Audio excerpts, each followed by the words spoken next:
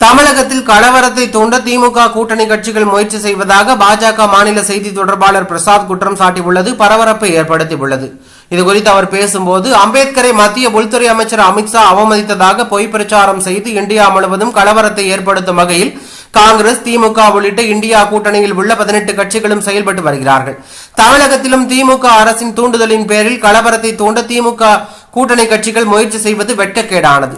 மத்திய உள்துறை அமைச்சர் அமித்ஷா அம்பேத்கர் குறித்து தவறாக பேசியதாக அமித்ஷாவுக்கு எதிராக தீர்க்கமான பொய் பிரச்சாரத்தை கட்டவிழ்த்து விட்டுள்ளார்கள். இந்தியா முழுவதும் காங்கிரஸ் கூட்டணி கட்சிகள் ஆளும் மாநிலங்களில் வன்முறையை கட்டவிழ்த்து விட்டு ரயில் மறியல் போராட்டம், சாலை மறியல் போராட்டம், ஆளுநர் அலுவலகம் முற்றுகை என்று திட்டமிட்டு கலவரத்தை ஏற்படுத்தி மக்களை குழப்பி வருகிறார்கள்.